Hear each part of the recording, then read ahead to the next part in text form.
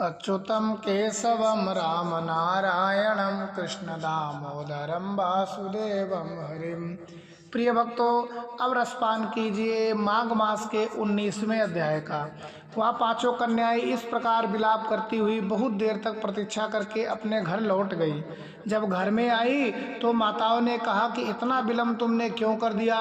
तब कन्याओं ने कहा कि हम किन्नरियों के साथ क्रीड़ा करते हुए सरोवर पर थी और कहने लगी कि आज हम थक गए हैं, जाकर लेट गई। वशिष्ठ जी कहते हैं कि हे राजन, इस प्रकार आशय को छुपाकर वह विरह के मारी पड़ी गई। उन्होंने घर में आकर किसी भी प्रकार की क्रीड़ा नहीं की। वह रात्रि उनको एक युग के समान बीती। सूर्य नारायण के उदय होते ही वह अपने अपने अपने अपने आपको को जीवित मानती हुई माताओं की आज्ञा लेकर गौरी पूजन करने के लिए वह कन्याएं वहां पर जाने लगी।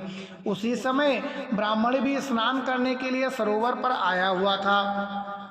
उसके आने पर कन्याओं ने वाह किया, जैसे कमलिनी प्रातःकाल सूर्योदय को देखकर करती है। उसको देखकर उनके नेत्र खुल गए और उस ब्रह्मचारी के पास चली गई। आपस में एक दूसरे का हाथ पकड़कर चारों तरफ से उसको घेर लिया और कहने लगी, हे मूर्ख, उस दिन तू भाग गया था लेकिन आज नहीं भाग सकता।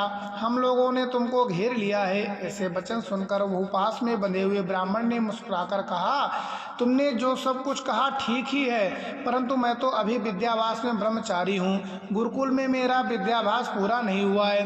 पंडित को चाहिए कि जिस आश्रम में रहे उसके धर्म का पालन करे। इस आश्रम में मैं विवाह को नहीं समझता। अपने व्रत का पालन करके गुरु की आज्ञा पाकर ही विवाह कर सकता हूँ, उससे पहले नहीं कर सकता हूँ। यह बात सुनकर वह कन्या इस प्रकार बोली जैसे वैशाख मास में कोयल बोलती है। वह कहने लगी, धर्म से अर्थ और अर्थ से काम और काम से धर्म के फल का प्रकाश होता है। ऐसा ही पंडित लोग और शास्त्र कहते हैं। हम काम सहित धर्म की अधिकता से अधिक पास आ गई है, सो आप पृथ्वी के सब भोगों को भोगिए। उस ब्राह्मण ने कहा, तुम्हारा वचन सत्य है, किंतु मैं अपने व्रत का समाप्त करके ही विवाह कर सकता हूँ, पहले नहीं कर सकता। तब वे कन्या कहने लगी, तुम मूर्ख हो। अनोखी औषधि, ब्रह्म बुद्धि, रसायन सिद्धि, अच्छे कुल की सुंदर नारियां तथा मंत्र जिस समय प्राप्त हो तभी ग्रहण कर लेना चाहिए। केवल भाग्य वाले पुरुष ही प्रेम से पूर्ण अच्छे कुल से उत्पन्न स्वयं वर चाहने वाली कन्याओं को प्राप्त होते हैं। कहा हम अनोखी नारियां, कहा आप तपस्वी बालक। यह बेमेल मेल का विधाता ही चतुराई है। इस कारण आप हम लोगों के साथ गंधर्व विवाह कर लें। उनके ऐसे वचन सुनकर उस धर्मात्मा ब्राह्मण ने कहा कि वो व्रती रहकर इस समय विवाह नहीं करूँगा, मैं स्वयंवर की इच्छा नहीं करता। इस प्रकार उसके वचन सुनकर उन्होंने एक दूसरे का हाथ छोड़कर उसको पकड़ लिया। सुशील और सुसरा ने उसकी भुजाएं को पकड़ लिया। सुतारा ने आलिंगन किया और चंद्रिका ने उसका मुख चूम लिया। परंतु फिर उसने क्रोधित होकर उनको शाप दिया कि तुम डायन की तरह मुझसे चिपटी हो, इस कारण पिशाचनी बन जाओ।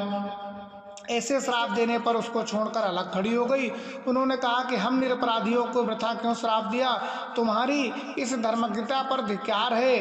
प्रेम करने वाले बुराई करने वाले को सुख दोनों लोकों में नष्ट हो जाता है, इसलिए तुम भी हम लोगों के साथ पिशाच हो जाओ। तब वे आपस में क्रोध से उस सरोवर पर पिशाच पिशाचनी हो गए। बस पिशाच पिशाचनी कठिन शब्दों से चिल्लाते हुए अपने कर्मों को भोगने लगे। तब वशिष्ठ जी ने कहा, हे राजन, इस प्रकार वह पिशाच उस सरोवर के इधर उधर फिरते रहे। बहुत समय पश्चात मुनियों में श्रेष्ठ लोमस ऋषि पौष शुक्ला चतुर्थी को सरोवर में स्नान करने के लिए आए। तब वह क्षुधा से हीन पिशाचनों ने देखा। उनकी हत्या करने वाले गोल बांधकर उनको चारों तरफ से घेर लिया। वेद निधि ब्राह्मण भी आ गया। उन्होंने लोमस ऋषि को साष्टांग प्रणाम किया। वे पिशाच ऋषि के तेज के सामने ठहर ना सके और दूर जाकर खड़े हो गए। वेद निधि हाथ जोड़कर लोमस ऋषि से कहने लगा, भाग्य से ही ऋषियों के दर्शन होते हैं। फिर उन्होंने गंधर्व कन्या और अपने पुत्र का परिचय देकर सब वृतांत सुनाया। कहा, हे मुनीश्वर, अब कृपा करके यह श्राप मोहित होकर आप हमसे से सन्मुख खड़े हैं।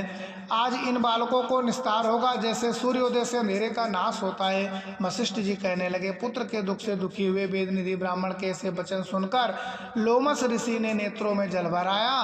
वेदनिधि से कहने लगे, मेरे प्रसाद से बालकों को शीघ्र स्मृति पैदा हो, मैं उनका धर्म कहता हूँ। इस प्रकार आपस में ज्ञान विलीन हो जाएगा। आज का अध्याय समाप्त हुआ। आपका दिन मंगलमय हो। जय श्री हरि।